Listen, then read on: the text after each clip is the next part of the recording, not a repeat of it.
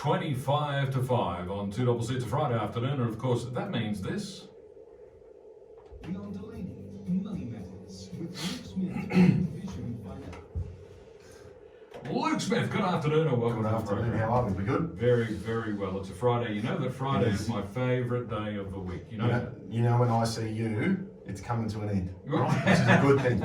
It's a good thing. We're almost at the finish line for the week. That's right. And then, of course, Monday rolls around and you start all over again. Although this weekend, Monday, we're having a day off. And you know what? I found out Monday was a public holiday yesterday. Oh, is that right? That's how far I look in advance. Well, you know, you should mark these things on your calendar so you can plan ahead. You could have been going away for the weekend or something. Oh, you know what? I got plenty on. So Plenty on. It's funny. I try and get to Friday, Yes. and I was trying to work out why nobody wanted to have a meeting on Monday. And then the girl said, Surely it's a you've public got holiday. clients on the other side of the border, haven't you? I mean, Well, you could service them. Zoom works everywhere, right? So it doesn't really matter. Well, today we're talking about how is your super taxed and what impacts the rate. And of course, last week we touched a little bit on the proposed changes announced by the government about increasing the tax on large superannuation balances. Yep. And just before we started today, I said, are we going to include that? And you said, no, it doesn't affect normal people. No, it doesn't. And I think they just need to let it go. This is one of these policies that it's been made so that the broader public think they're doing something. But it's actually not going to affect 99.995% of the Australian population. So I'm not even sure why we're still talking about it. I think they could make plenty of other policies that could actually help people fund their retirement and then draw money for their retirement and a range of other things that could be far more appropriate and really have a strong impact on what happens. This for me is just it's a token. You know, it's a $50 nothing. billion token. It's It It's is. But going to collect, I think, $50 billion over 10 years or something like that. But obviously, it only impacts on high wealth individuals. It doesn't impact on regular people, as you say. Yeah, and when people think about the contribution rules and what you have to do to get that amount of money into super, it is nigh impossible to get that amount of money into super if it's not already there. Yeah, okay. But today, our topic, as I said, is how is your super taxed and what impacts the rate. So it seems on the surface pretty simple, but it does have a couple of little loopholes, pitfalls, doesn't it? Yeah, that's right. And you know, it's interesting. I've had some really, really good questions over the course of this week from clients. People have come in and said, "Oh, you know, we listened to the show, and I heard you say this about trying to restructure these components." That's awesome, right? Because if people can come in loaded up with ideas and loaded up with concepts, it's awesome to be able to work out how they can benefit from that. And that means that, you know, they're driving home on a Friday afternoon, they've left work early, they've heard us, and it's got people thinking. And that's really all we're trying to do. So you're spot on. Tax depends on the status of your account. So whilst you're working, we're in accumulation phase. We're accumulating wealth in super and we're putting money in. Now we can do that through your employer. You can do that by yourself. You can salary sacrifice. There's lots of ways to get money in. And the tax on money inside super is done at 15%. Now, if you hold listed shares and things like that where you can control franking credits provided by Australian shares and Australian ETFs, you may be able to get that 15% down. If you make a contribution to super and claim a tax deduction, you're paying 15%. You could pay more than that if your adjusted taxable income is over $250,000, and that's called Div 293 tax, where you pay 30%. All right, now you've already confused me. Yeah, so normal contributions to super, 15%. If you earn more than 250, you pay 30% on your contributions. Okay, and the tax is known as Div 293. Okay. And all that says is you've put money into super and your adjusted taxable income is more than 250. Now that tax or that threshold started at 300. And they said, well, we'll bring that down so we can catch more people. That's one where I think the Labor Party may be sneaky and bring that down further to catch more people. So anything inside super while you're working and accumulating is taxed at 15%. If you start a pension and you're over the age of 60, the tax inside your pension is then zero. And there's no change to your assets. Big misconception here, or one of the big questions I have is, well, if I move from accumulation to pension, do I sell down all my assets and start again? all that really happens is you take off your accumulation hat and you put on your pension hat. Yeah. The underlying assets in your fund remain exactly the same. Now, when we're talking about tax, that then brings us to capital gains tax. If you have assets that you sell in accumulation phase, you pay 10% tax because you get a discount where you hold the asset for more than 12 months. Right. Just like you do in your own name. If you hold something for more than 12 months, you get a 50% discount in your own name. In a super fund, it's not the same. You pay 10% on the tax. If you are in pension phase, you pay nothing. Right? So it's very beneficial for you to move to pension phase where you have large, lumpy, strong assets. And let's say you bought Commonwealth Bank shares at $40 a million years ago. You could sell them for $100 and pay no capital gains tax in a pension. So we always need to think, what is the status of my fund? Accumulation or pension? Am I selling an asset? Yes, I am. Is it tax-free because I'm in pension phase? If you're not there yet, think about waiting until you start a pension so that you can pay no capital gains tax on the sale of assets. If you have a significant amount of money in super and you exceed $1.7 million, which is the transfer balance cap currently, anything over $1.7 million cannot be put into pension phase. And that just means that that part of your fund is called, deemed an excess component. Right. And all it means is that you pay 15% like you did in accumulation. So it will continue to be taxed just as it was before. Exactly. Because it can't be changed over to be pension phase. That's exactly right. So it stays in excess. It can stay in your account. If you've got a self-managed super fund, you just have an excess component. If you have a pension account, you're in a retail fund, they may ask you to roll it to another account to separate it, which is completely fine. But all you pay on the earnings is 15%. You can still pull it out tax-free. Okay, so just that doesn't impact the tax you pay taking it out over 60. It's still tax-free. But the earnings inside the fund just remain at 15%, as you said. So whilst people come in and they kick and scream and really upset that they're over the transfer balance cap, it's actually really not that bad, because if your marginal tax rate is 34, 39, 49%, 15% is not so bad. No, it's not. It's a very good discount. Yeah, and if you're then strategic about it, you might say, well, I'll pull that out of my name and I'll put that into my spouse's name.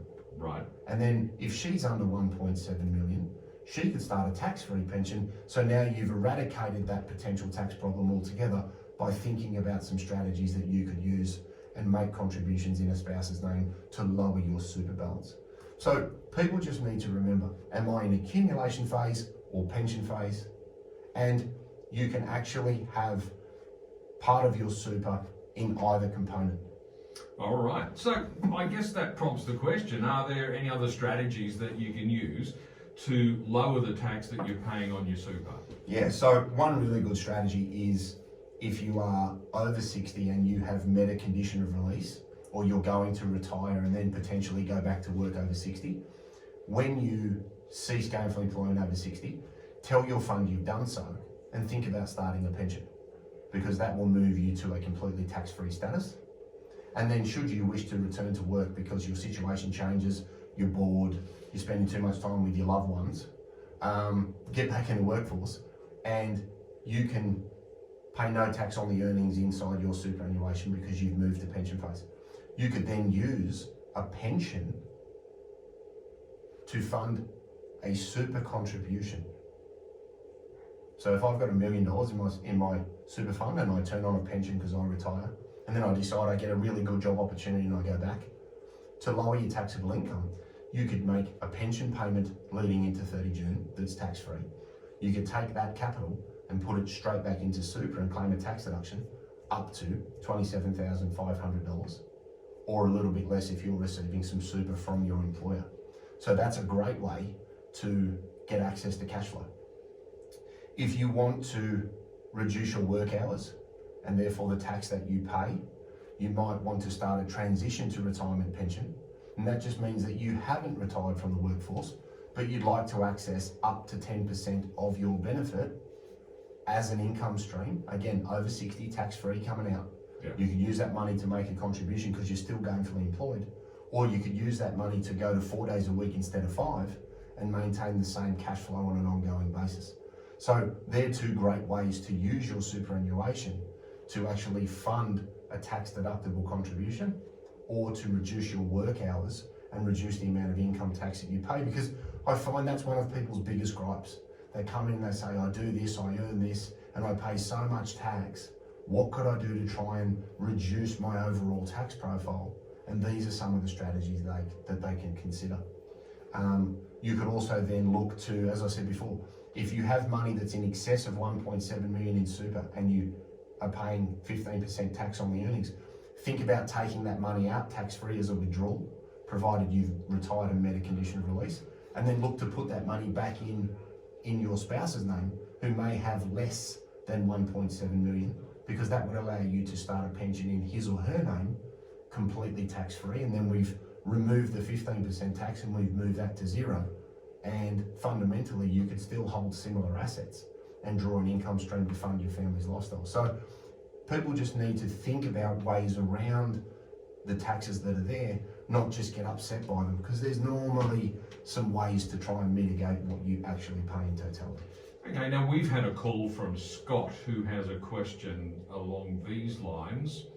Not entirely sure I understand, but I guess you probably will. Scott says, on an old defined benefit pension of almost $100,000, when I retire, if I use my new super as a pension, will I be taxed if the combined pension gives over $100,000? I'm confused by the question. So it's not gives him over $100,000.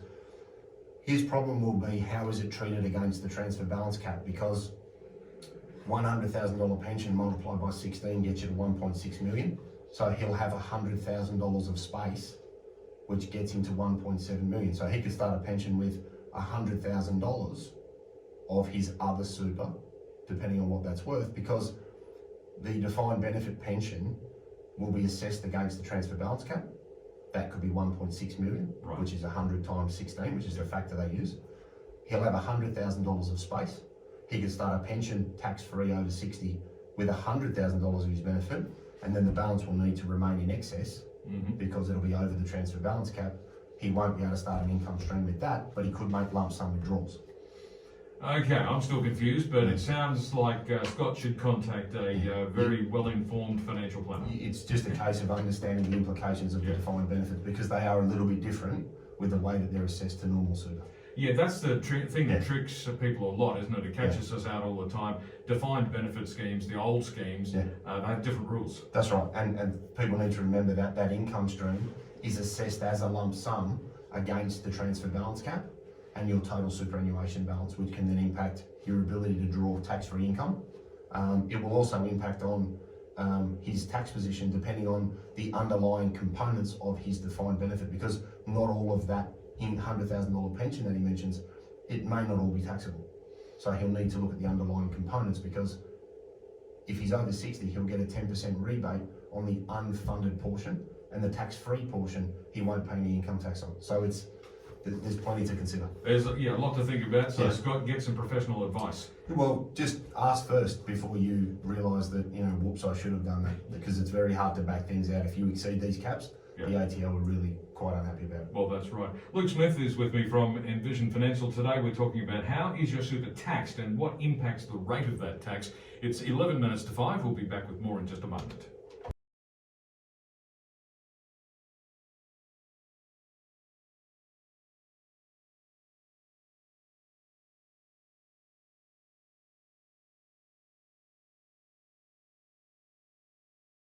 Well, it's about 7 minutes to 5, and it's a Friday afternoon, which means that Luke Smith from Envision Financial is with me in the studio. Today we're talking about how is your super taxed and what impacts the rate of that tax.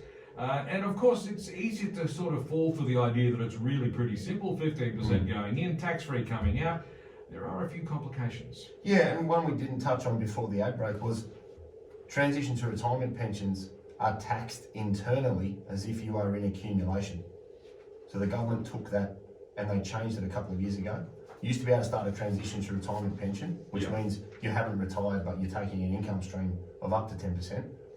It used to be tax-free inside, and they said, hang on, this is a rort, this is too good.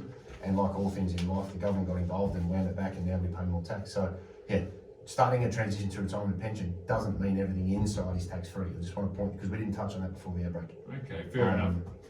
So again, another very important thing to keep in mind. But what are the key things to remember about the tax on your super? Yeah, keep in mind that account-based pensions are tax-free.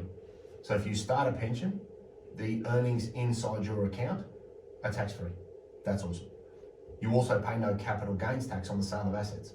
So if you have held Macquarie Bank from $15 and it's now $180 and you want to sell it and pay no tax, put your superannuation into pension phase and then sell your assets. Try and keep your personal super limit under the transfer balance cap, because that way you can take tax-free pension money out. And for the defined benefit listeners, that includes the lump sum value of your income stream. Right? You don't get a free kick there because they work out a lump sum equivalent and then they apply it to the transfer balance cap. Yeah. And as we mentioned before the outbreak, if you need to make withdrawals and put money into your spouse's name because they could draw a tax-free pension, think about doing that, because you can make a tax-free contribution to super now, limits permitting, up to age 75 without having to make a work test. So if you're out there listening with a really large defined benefit and an excess component, think about withdrawing that excess component and putting the money into a spouse's name up to $330,000 using the non-concessional limits, because you could then draw a tax-free income stream in their name, provided they're under 1.7. So it's really good. The other thing is the transfer balance cap will index to 1.9 million on the 1st of July. So that'll give those that haven't triggered the cap a little bit more room. And then think about maximising the use of franking credits both in your super fund to reduce the tax at 15% and to increase the cash flow of your pension, because you get a refund of franking credits in a pension account because it's tax-free. So that's a great way of bolstering the income inside your fund that you're then using to draw pension to fund lifestyle. So there's a few things there that people can think about. And if you're in a rather unique position, come and get some advice, have a chat, because there may be some options that you haven't considered. But I think the pension to fund super contributions is a great one that most people can do, where they don't have the ability to save, or they're paying down a mortgage, or they want to pay off their investment property. Transition and account-based pensions are great ways to get access to your money to then use it to lower your taxable income. So just think outside the box and you can generally get a pretty good outcome. That one always seems like a bit of black magic to me. Take money out of your pension to put back into your super and you get a tax deduction for it. I mean, that can't be right. Well, I don't care where the money comes from as long as you claim the right deduction, right? Okay, if you insist, but it That's it. still seems like black magic. Luke, where can listeners get more information? Yeah, so 62604749. We've got envisionfinancial.com.au on the net. We've got the podcast, The Strategy Stacker. Luke Talks Money on iTunes and Spotify. We've got YouTube, Envision Financial Canberra. You can subscribe to the site there. We've got the show every week. TikTok, the handle there is The Strategy Stacker. And we've got Smart Money Strategy, your ultimate guide in financial planning, in shelves, Demix, QBD, Harry Hartog in the ACT, Amazon, Booktopia, and we're on track for the 14th. So very exciting next week. Very exciting indeed. The 14th that's Tuesday. It's Tuesday, Yeah. So the book, Smart Money Strategy, your ultimate guide to financial planning, will be on the shelves on Tuesday. That is my understanding. Fantastic news at Demix, QBD, Harry Hartog, and of course you can order it online as well. Correct. Luke, thanks very much for popping by. Mate, we'll see you next week. And we'll catch you again next Friday afternoon. Luke Smith from Envision Financial, and of course you can get in touch with Luke on 0262604749. Luke will be back with us again at the same time next Friday afternoon to talk money matters once again. News is next.